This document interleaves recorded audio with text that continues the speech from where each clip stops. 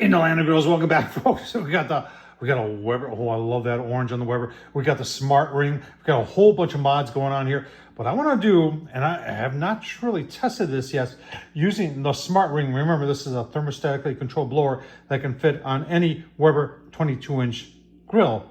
How hot can it get? And if I want to do after work wings, nice and crispy, can this do it for us? Oh man, let's find out. All right, let's go through the setup before we get everything started. So got smart ring here. Remember, you can get 2 levels of cooking on the smart ring, and that's one of the things I really like about it. But this is a weekday night, and smart ring promises us that it can accelerate the starting of the charcoal so we get things good and hot. And all I've got is 7 wings. Just want to get it good and hot and cook over charcoal. We'll use the lower level. This is the upper level. We'll use the lower level so we can get the wings closer to the indirect side of the charcoal. Let's get this off. Give you a look-see at the startup and make some wings using the Weber Smart Ring. Right, today I am using 2 fire starters, 2 of the Weber wax cubes. I've got a Harbor Freight Bauer inverter that I've got this thing plugged into. See how that works. Also got it set at 425, but we gotta open up this. There we go. I was wondering why the flames weren't flickering. We gotta open that up. So we'll keep on going here, give you a look-see. All right, inverter quit on me. I don't know why. Well, maybe because it's Harbor Freight. Maybe I am using Jealous Devil Max today. I had just 30 briquettes left in there. I said, why not? It does get pretty hot and it does light pretty quick. I will say one of you commented and said that it's a brittle briquette. And I guess I do understand what you mean. There was a lot of small pieces in the bottom, and their briquettes do fall apart relatively quickly. Good or bad, I don't know what that is.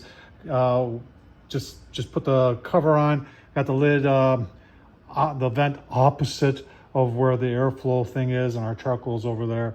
We'll give you a look-see. See, gets I think once it gets to 225, hopefully that won't take long. Remember, we want to do hot and fast chicken here, however.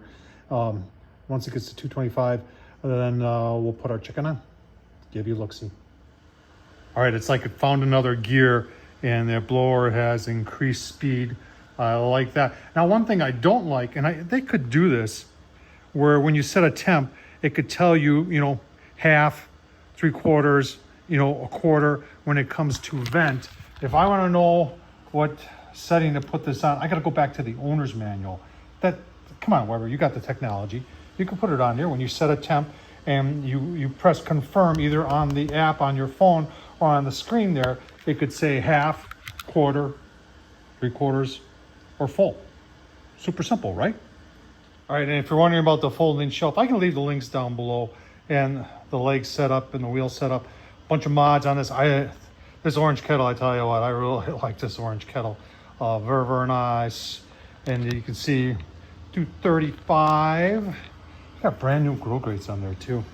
Oh my gosh. And I put a Oklahoma Joe puck in there just to measure temp. You can see the air is definitely hitting the charcoal.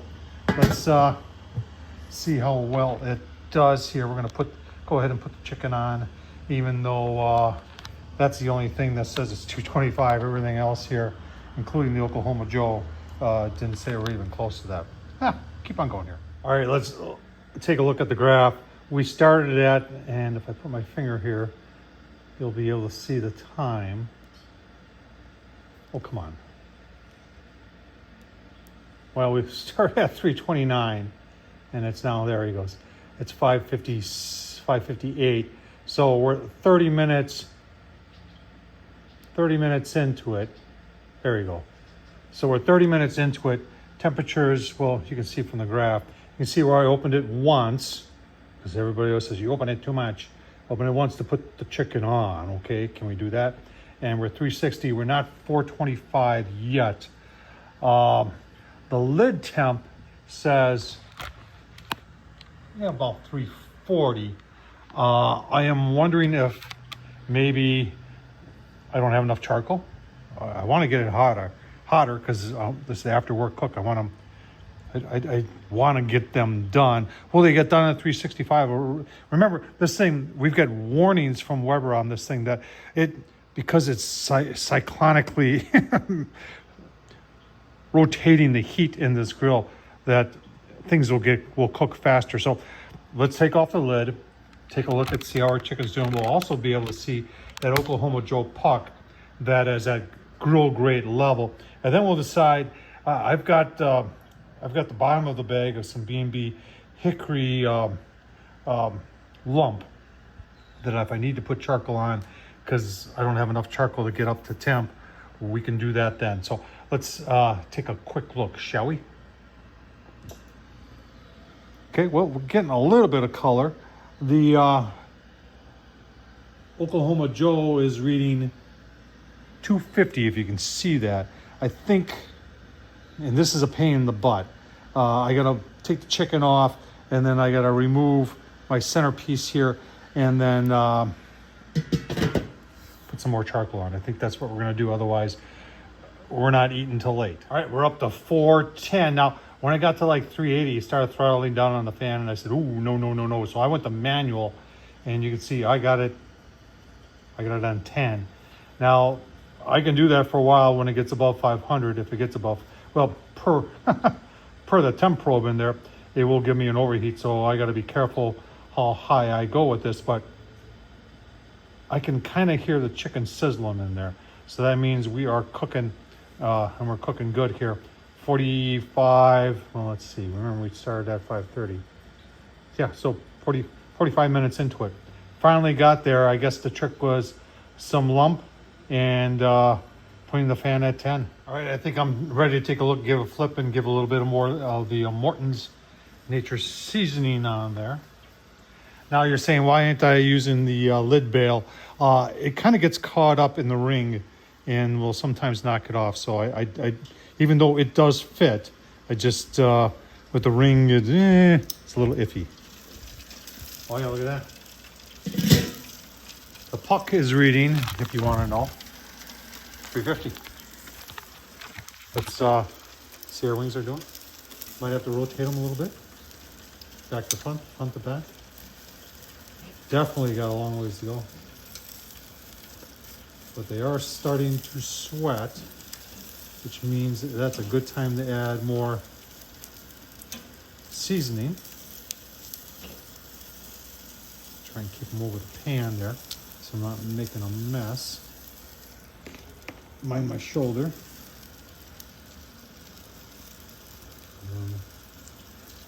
Some more seasoning. Lid is on. You can see the charcoal. I don't know how much longer we're going to get out of that charcoal. Keep on going here, give you a look-see. All right, let's take a look at the graph. We are exactly 1 hour into it. We maxed out at 430.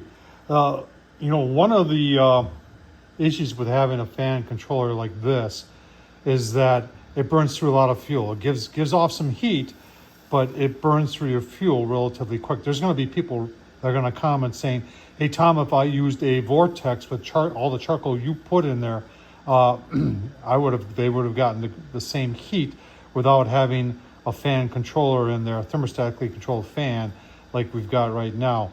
We're going to keep on going. We're still 425 is right where I wanted to be. I'm not going to open the lid at this point. I want to cook some chicken. So we'll keep going, give you a look-see maybe in about 15 minutes. Right, 10 minutes, and look at that. The temperature did rebound to 430. I like that. And now even the lid is saying 400. Let's take a look-see. And like I said, I don't want to burn these. I want them to be done, but I don't want to burn them. Let's take a look. Oh yeah, look at that. Even though Oklahoma Joe is saying 400. Nicely done. Let's put a little bit more seasoning. These are getting really nice here. A little bit more seasoning. We're gonna give them a flip here. Probably move that one to the back, this one to the front, like that. This one to the back, this one to the front. There's sizzle from the grease falling out. And then this one, right where it is. A little bit more seasoning on there. Oh man, I think we're going to be eating good on the Weber. Keep on going. Give you a look. All right, so we're an hour and 15 minutes. You can see it went 435. That's fantastic. That's what I wanted, was some higher heat. And I know the chicken's done. It's over 165 a long time ago. At this point, it's all about the skin. And you want to get the skin nice and crispy. And I think the Weber is doing that. Like I said, a lot of people are going to argue and say, I can do what you just did using the Weber normal configuration without the smart ring, and or using a vortex without the smart ring, and get the same results in the same amount of time. I don't know, but I'm glad that I was able to do it with the smart ring. Let's take a look at our chicken, get it off, and then give you a final look. All right, there's our chicken wings. A lot of people are going to ask, hey, Tom, I know you're an air fryer guy. Couldn't you have done this faster on the air fryer? The answer to that question is yes, I could have. And it probably would have been a little bit more crispy. I'm not going to say these are bad, but they're going to have some smoke in it, which you can't do on an air fryer. Let's take a taste test, shall we?